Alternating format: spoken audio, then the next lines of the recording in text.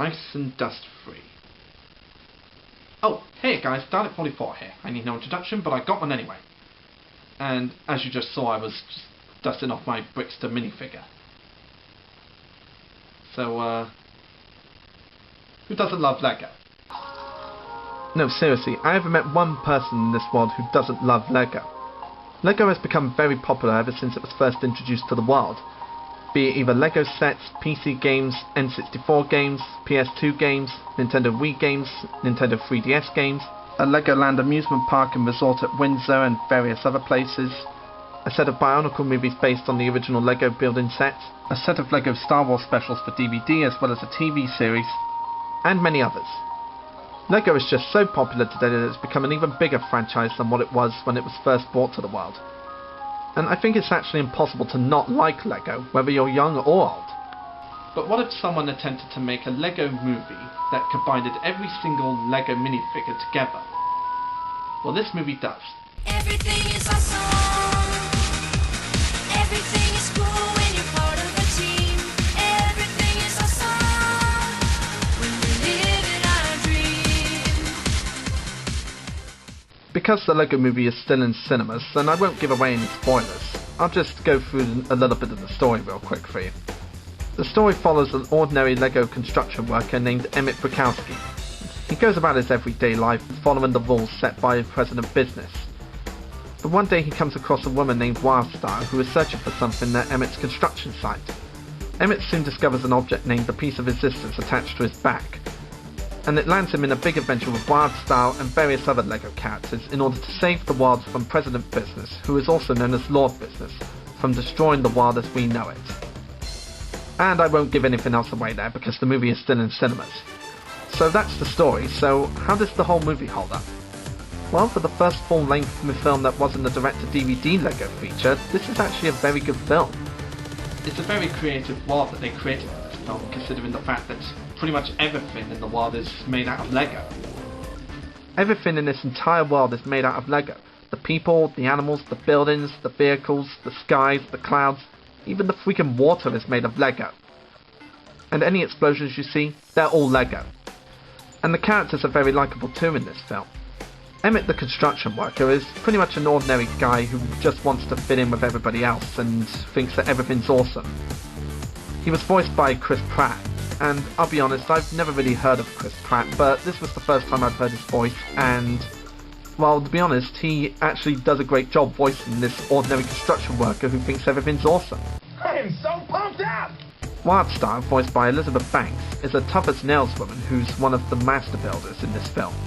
And then there's Princess Unikitty, voiced by Alison Bray, a weird unicorn anime cat thing. Who said I was weird? Who lives in Cloud Cuckoo Land, a place where there's no rules and where you can do anything you want.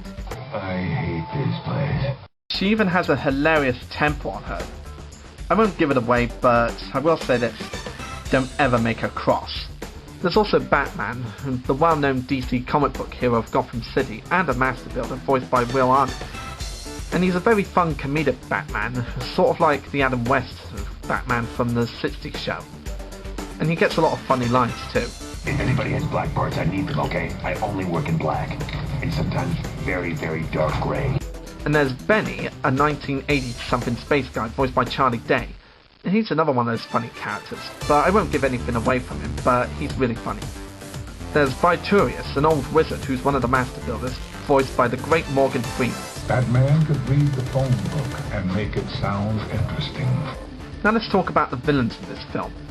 Lord Business is an evil businessman who is the company president of the Octan Corporation under the name of President Business, and a tyrant of Bricksburg. Having a look at this character for the first time in trailers, I almost thought that Robert De Niro would be able to voice him, but instead we get the very funny Will Ferrell. Fantastic. And I've got to say that Will Ferrell really does suit the role of Lord Business, because he's one of those fun comedic villains that you're used to seeing in kids' shows and films. Lord Business is the kind of tyrant who likes people to follow the rules as they're told, and does not like creativity by anyone, even the master builders. And anyone who tries to be creative outside of his instructions will pay for it.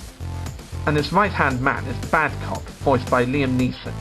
He's a police officer with a split personality, And let me just say this right now, he is one of the funniest characters in this entire film. Every time I saw him on screen, I just could not stop laughing whenever he said one of his lines. Hi, buddy. I'm your friendly neighborhood police officer. Would you like a glass of water? Yeah, actually, that's Too bad. I fucking love that line. The animation in this movie is a mix of the LEGO minifigures and CGI. And to be honest, I can't really tell the difference between both. I mean, the animation just looks so realistic that it almost looks like you're watching a fully animated LEGO movie, rather than it just being one of those CGI cutscenes from the video games. When this movie was first announced, pretty much everyone who loved LEGO was getting all excited about this. There were even people going out to buy the LEGO construction sets based on the movie. Being a LEGO fan myself, I went to see this movie the second it came out in cinemas right here in the UK. And I loved it. It was funny. This movie got me laughing all the way through it. The characters are funny, the story's really well written, and the movie even builds up to a bit of a twist and a moral at the end. I won't give it away for anyone who wants to see it, but trust me when I say it's worth watching for. This could have been just another one of those LEGO advertisement campaigns just to get people to buy their products, but it was a very well written story. And it has the right amount of comedy and story, mixing the two together to make it really great. And the jokes they have hit me every time. I've only watched this movie once, and I could find nothing wrong with it. Except for one thing. When it ended. Yeah, as soon as it ended, I wanted to see more LEGO action. This movie is just begging for a sequel. Yeah, so I would definitely say make a sequel to this film. It deserves it. And if they do make a sequel, I'm kinda hoping that they introduce more well-known LEGO characters. Like, I'd love to see some of the LEGO Island characters, like the Brits, to show up, or even a lot more of the Star Wars characters. Like, I think it'd be hilarious to see Darth Vader in the next film. So, yeah, definitely make a sequel and introduce more LEGO characters that are well known to the world. It's one of the best films of 2014 so far, in my opinion, and I would definitely go watch it again and then buy it on DVD as soon as it's released. If you're a LEGO fan, young or old, then you're definitely going to love this movie. So go out there and check it out and enjoy laughs and LEGO. I'm Dalek44 and I'll see you next time, folks. Thanks. Now that review's out of the way, I can polish off my Darth Vader. Okay. How do these things get so dusty? Everything is awesome. Everything is cool when you're part of the team.